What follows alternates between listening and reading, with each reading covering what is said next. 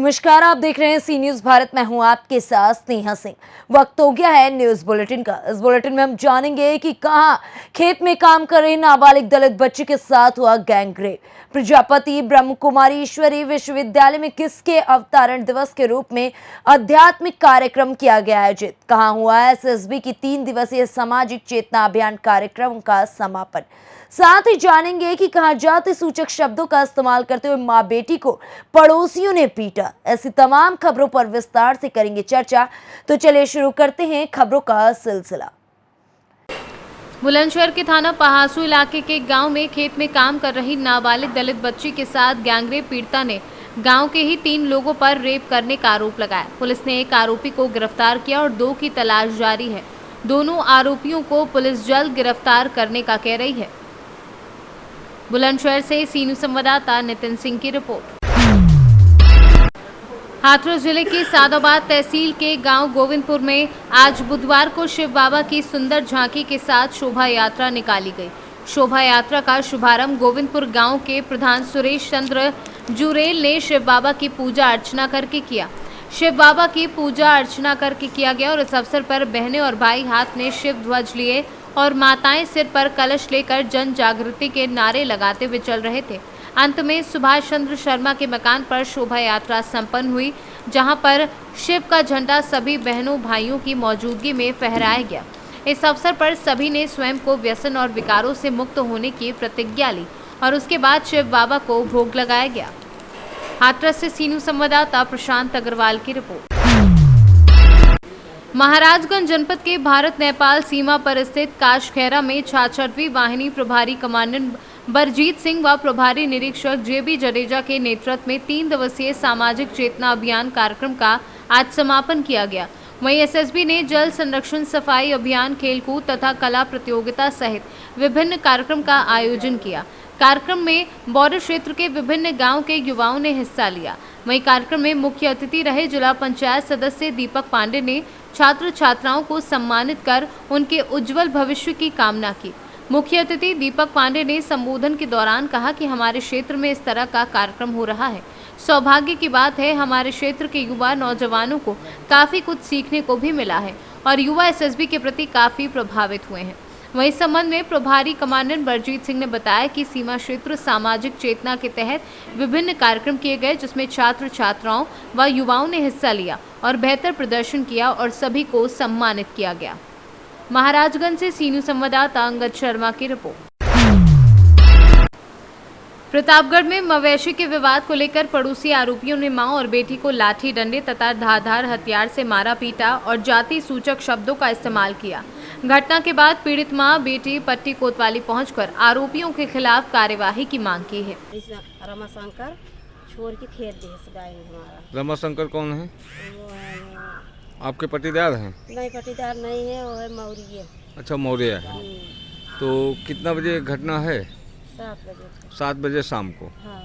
तो क्या हुआ उसके बाद? तो उसके बाद तब जो है अपने बहन को बुलाया फ़ोन करके, तो 2 हमको पकड़ ली, 3 और एक जो ना हाथ घुसिया कि जो है उसको अपनी बहन से मरवाया। ये आपकी कौन लगती है? लड़की है। क्या नाम है इनका?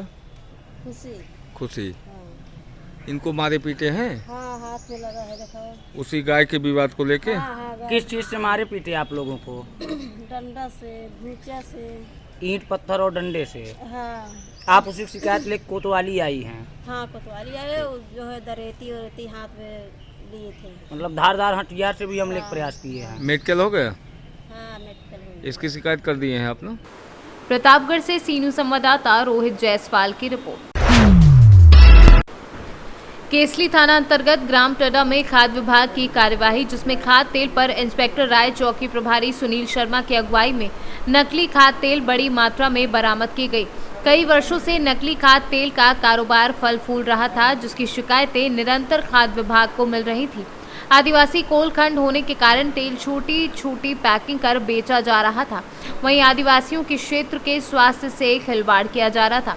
चौकी प्रभारी सुनील शर्मा, खाद्य इंस्पेक्टर राय ने तत्परता दिखाते हुए नकली तेल को डिस्पोज कराया। वहीं दुकान पर कार्यवाही की एक्सपायर वाला तेल ओखला 3 ड्रम तेल डिस्पोज कराया गया है। वहीं एक दुकान पर कोल्ड ड्रिंक्स एक्सपायर डेट का पाया गया था और उसे भी डिस्पोज कराया गया है और लोगों की जान से खिलवाड़ ना हो, इसी को ध्यान में रखते हुए सुनील शर्मा की अगुवाई में पूरी कार्यवाही की गई। मिलावटी तेल की शिकायत मिली थी और तो उसी क्रम में हम लोग यहाँ आए और चौकी प्रभारी श्री सुनील शर्मा जी के सहयोग से पुलिस बल प्राप्त करके हमने जो संदिग्ध प्रतिष्ठान है उनका निरीक्षण किया और वहाँ पर खुला तेल पाया गया था, जबकि खुला तेल प्रतिबंधित है। साथ ही साथ कुछ एक्सपायरी डेट के तेल के पाउच भी पाए गए हैं, तो वो भी हमने उसके दुकानदार की सहमति से उनको नष्ट करवा दिया है, क्योंकि वो किसी भी स्थिति में अब खाने लायक या किसी अन्य उपयोग के लायक नहीं बचे हैं, उनको नष्ट करवा दिया गया। दूसरा जो प्रतिष्ठान है राहुल भाटिया का, उस पर एक्सपायरी डेट का कोल्ड ड्रिंक्स पाया गया 14 पेटी, उसको नष्ट करवा दिया गया है। और ये संदीप जैन हैं जिनके यहाँ से एक्सपायरी डेट का तेल पकड़ा गया, संदिग्ध खाद्य तेल पकड़ा गया है, उसे भी नष्ट करवा दिया गया है। नष्ट की गई सामग्री की मात्रा इस प्रकार है कि कोल्ड ड्रिंक्स 14 पेटी जिनकी कीमत 5,040 रुपये है, खाद्य तेल जिसकी। सागर से सीनू संवाददाता चंद्रेश की रिपोर्ट। यूपी बोर्ड की 12वीं कक्षा का अंग्रेजी का पेपर रद्द हो गया है। छात्र छात्राएं मायूस होकर परीक्षा केंद्र से वापस घर लौटे। छात्र छात्राओं का कहना है कि बहुत मेहनत से अंग्रेजी के पेपर की तैयारी की थी। बिलसी नन्नूमल जैन इंटर कॉलेज के प्रधानाचार्य राजेश कुमार गुप्ता ने पेपर रद्द की जानकारी दी। पेपर रद्द होने से बिलसी के सभी परीक्षा केंद्रों से वापस लौटे छात्र छात्राएं। सुधाकर, ये आज का पेपर लीक हो गया, इसीलिए ये कैंसिल हो रहा है। हम सब लोग घर पे जा रहे हैं अभी। नहीं, लीक होने के कारण नहीं हो रहा है ये पेपर, अब लास्ट में होगा। ये लीक करने की वजह क्या है? हमें सर लोगों ने बताया जहाँ स्कूल आए हैं पेपर हो रहा है। सर अनफॉर्चुनेटली पेपर कैंसिल कर दिया गया, सारी तैयारी पे पानी फिर गया, जो तैयार करके आए थे वो सब कैंसिल हो गया सारा कुछ। तो किसने बताया आपको? स्कूल की टीचर ने बताया था, कॉलेज की टीचर ने बताया था कि पेपर रद्द हो गया आज। क्या नाम है आपका? मोहम्मद कलाम रजा। अब इस विषय में हम लोग तो नहीं कह सकते हैं, हमें तो अपने जो व्हाट्सएप के माध्यम से उच्च अधिकारियों ने बताया है कि ये परीक्षा स्थगित की जाए, क्योंकि ऐसी ये 24 जिलों में किसी वजह से 24 जिलों में ये परीक्षा स्थगित की जाती है। इसलिए ना तो पेपर को खोला जाए और छात्रों को वापस किया जाए, उनको पुनः आगामी तिथि बहुत जल्दी सूचित कर दी जाएगी, इसलिए बच्चों को वापस कर दिया गया है। और जैसे भी आदेश उच्च अधिकारियों के आएंगे और आप लोगों को अवगत करा दिया जाएगा। परीक्षा 2 बजे प्रारंभ होनी थी, लेकिन 1 बजे हमारे हेडक्वार्टर से मैसेज आ गया कि ना पेपर खोला जाए और ना ही बच्चों को एकत्र किया जाए। बदायूं से सीनियर संवाददाता नईम अब्बासी की रिपोर्ट। कामा क्षेत्र में बदमाशों के हौसले बुलंद। बदमाशों ने दहाड़े बाइक पर लटके बैग में रखे 40,000 रुपये पार किए। एक अज्ञात बदमाश 40,000 रुपये लेकर मौके से फरार हो गया है। मौके पर खड़े लोगों ने बदमाश को पकड़ने का असफल प्रयास किया। मधेश्याम निवासी विलून बैंक से पैसे निकालकर बिजली घर में आया था बिल भरने। वहीं कामा कस्बे के बिजली घर की बताई जा रही है घटना। बैंक से लाया था मैं निकाल के, जो 100 की गड्डियाँ थी जेब में ना आया कि मैंने उस में लपेट के मेरे बैग में रख लिए। एक छोटा सा बिल भरने आया बिजली घर, यहाँ मेरी बाइक खड़ी थी, यहीं मेरे काम के लोग खड़े थे। 1 मिनट बिल देने गया हूँ अंदर, एक बंदा आकर मेरे मोटरसाइकिल यहाँ खड़ा हो गया, उसने मेरे बैग में से वो स्वापी निकाली पैसों की और लेके भागता बड़ा मेरे गांव के पीछे भागे उसके, हम पीछे भागे, उसका कोई पता नहीं चला। 40,000 रुपये थे और मेरा नाम मेघश्याम है, ग्राम बिनौन है। इस तरीके से ये ट्रेजरी मेरे साथ। भरतपुर से सीनियर संवाददाता अमित यादव की रिपोर्ट। कुशीनगर जनपद के रामकोला थाना क्षेत्र के ग्राम पंचायत पुरैनी की टोला बड़ी मुसहरी के सुरेंद्र कुशवाहा की जमीन पर दबंगों द्वारा जबरन कब्जा करने का मामला सामने आया है। पीड़ित परिवार में जिलाधिकारी से लेकर प्रशासन के उच्चाधिकारी तक प्रार्थना पत्र देकर न्याय की गुहार लगाई है, पर कोई कार्यवाही नहीं हो सकी है। जबकि मामला सीजीएम न्यायालय में विचाराधीन है, फिर भी जबरन कब्जा किया जा रहा है। कौन लोग हैं जो अवैध कब्जा कर रहे हैं? चचेरे भाई हैं। हाँ। क्या नाम है? रामाश्रय, घनश्याम, राधेश्याम, रामकिशोर। अच्छा, वो लोग ज़्यादा हैं? वो ज़्यादा हैं, अपने पिता का अकेले हैं। आप अकेले हैं? अकेला हैं। और और यही करते हैं लोग, हम जैसे हो लाठी से पैसे से कि सर इसको यहाँ रहने ये सब ले लेंगे, रास्ता में खा के बैठ जाए, मार देंगे हम लोग। तारीफ पर कैसे। कुशीनगर से सी न्यूज़ संवाददाता छोटे लाल भारती की रिपोर्ट। प्रतापगढ़ में दुकान पर यूरिया खरीदने के लिए गया किसान अपनी मोबाइल दुकानदार के पास भूल गया। थोड़ी देर बाद लौटने पर दुकानदार से उसने मोबाइल की मांग की तो दुकानदार आनाकानी करने लगा।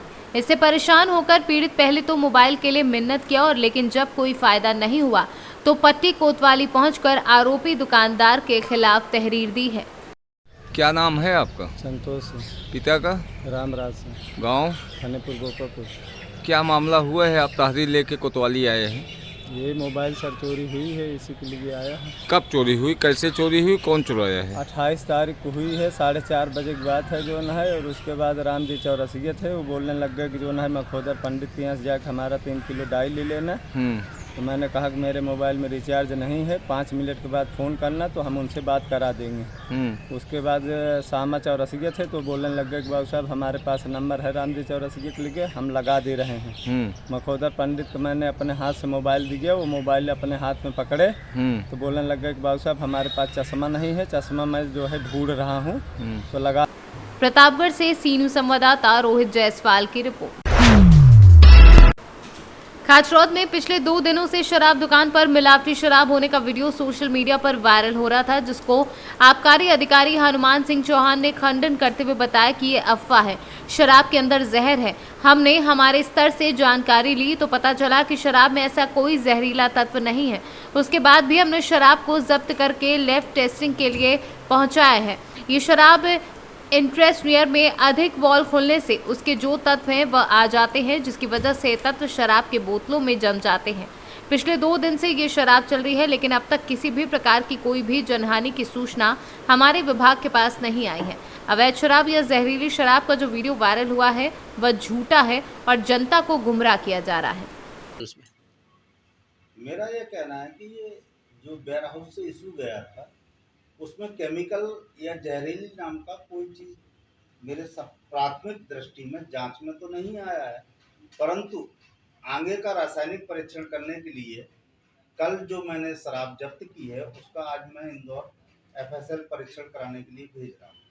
अच्छा, आप जब बाहर जो चर्चा चल रही थी कि भाई इसमें ऐसा कुछ पाउडर है, केमिकल है, जहर है, क्या कहीं लोगों की हताहत होने की ऐसे कुछ सूचना जिससे पता चल सके जहरीली शराब बिक रही है?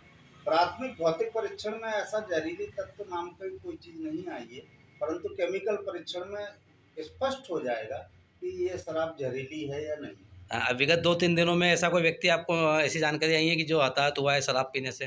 2-3 दिन में इस प्रकार की शराब को पीने से किसी भी व्यक्ति के हताहत होने की जानकारी मेरे समक्ष नहीं आई। मतलब आप एक प्राथमिक स्तर से किस ठोस के आधार पर कह सकते हैं कि जहरीली नहीं है? इसका मैंने प्राथमिक स्तर पर देखकर, सुनकर, चखकर, लिटमस पेपर द्वारा परीक्षण किया, यांत्रिक परीक्षण किया, तो इस प्रकार का कोई तत्व नहीं प्राप्त हुआ मेरे को इनमें कि ये जहरीली शराब है। तो फिर ये जो परत जो दिख रही है शराब की बोतल के अंदर, ये किस तरह की परत, क्या है ये?